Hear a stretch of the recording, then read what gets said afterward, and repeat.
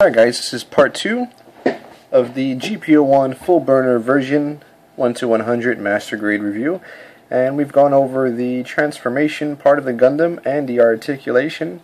Now it's time to go over accessories. For weapons, he has two beam sabers. Pretty obvious where they are.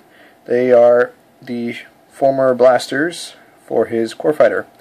Pretty standard beam saber, nothing too special. You have some lines you can panel here just to bring it out just a little bit, and you get the pretty much standard pink beam that comes with any RX-78.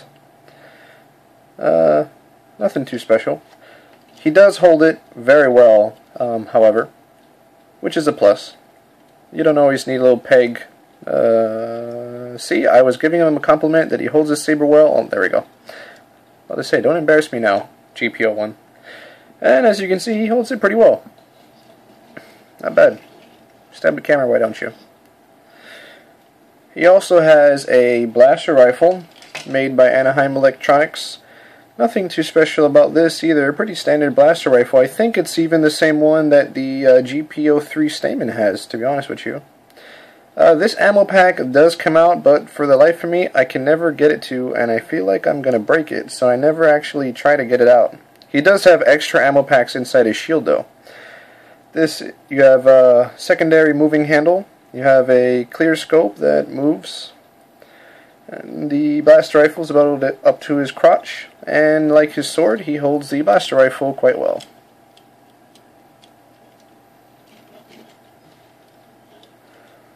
And since he does have a decently posable elbow, you can get some pretty cool poses with him with his rifle.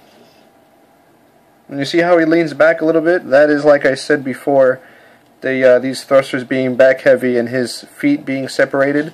I was looking at the Stamen, and it looks like they fixed that. He has a solid foot with the Stamen, and he has tighter joints, so he doesn't go back as much, I believe. That's the reason why they did it that way. It could be wrong, could just be the way they made the model. But anyway, so now we're going to go on to his shield. Have a white and blue shield here. Can add some yellow to it if you add the sticker. Some decals that you can apply to it. And this is off topic, but this is probably just my kid, but for some reason this UNT Spacey decal was like cursed for me. On the shield and on the shoulder it wouldn't transfer all the way. And as much as I tried, there's certain parts that just wouldn't get on there. I don't know what it is, but it was just this decal. Anyway, okay, on the back you have some inner details that you can line if you want. You have some extra ammo packs here. You have a handle that flips down that he can hold. You have a peg here that goes into his forearm. And also, the shield, actually, if you can see this, actually condenses like that, and then it comes out. That's pretty cool. Not bad. I like it. It's a pretty simple shield, but that little extra touch just makes it that much more appealing, I guess. And this is my gripe with this shield. Again, don't know if it's just my kit. With his hands, he holds it alright. He can't hold it in certain poses because his hands tend to not be solid and drop the shield if you're going to have him holding it up. But it's alright. His elbow joint kind of also tends to come down a bit if you try and hold it this way. Maybe just the way I have him hold it, I don't know.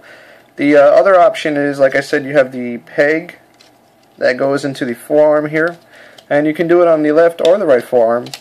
I find that, at least on my model, the left forearm hole sucks. I mean, a few shakes and it comes out. The right forearm is a bit better, and it does hold it quite well. But for some reason my left one just does not want to hold him right. And once you add the shield onto him, he has a little bit better balance, especially if you hold it in front like this. His balance is a little bit better because he has another heavy thing in the front. Alright, and that does it for his weapons. Besides that, he also does come with two open hands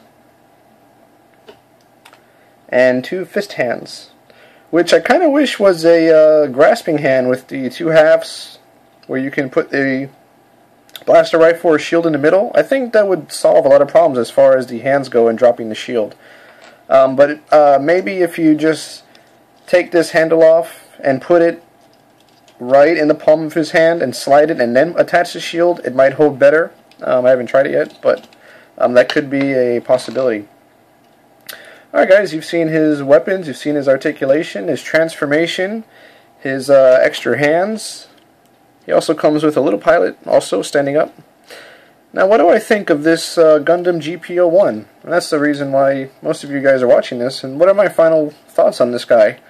Well, for an older kit, he's over 10 years old. He stacks up pretty well to today's master grades, to be honest. The detail he has in his body that can be brought out if you panel line him. The articulation in his elbows. You know, he has decent articulation in his legs, not too much.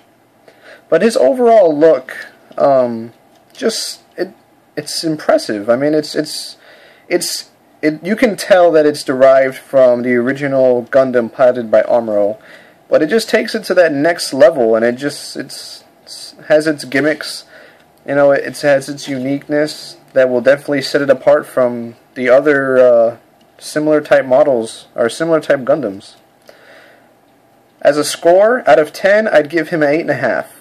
For me, he loses a point for articulation and stability, and he loses another half a point for having peg and shield holding issues, at least on my model. He may not have on yours. Maybe it's just mine. Who knows? But I recommend this guy. If they did make a 2.1, I'd like to see the comparison. That would be pretty cool. I mean, what more can you really add to this guy to make him any better? I mean, I'm sure they're gonna, you know, do the proportions a bit different. Obviously, he's gonna have better articulation in the arms and the legs. Are they, you know, maybe in addition, could be they actually give us the core fighter and the core block so you can have them both displayed. That would be a cool addition. But if they ever do make a 2.0, I'd like to stack it up, because he's one of my favorite Gundams. He's one of my favorite, you know, prototypical blue, yellow, red, white Gundam.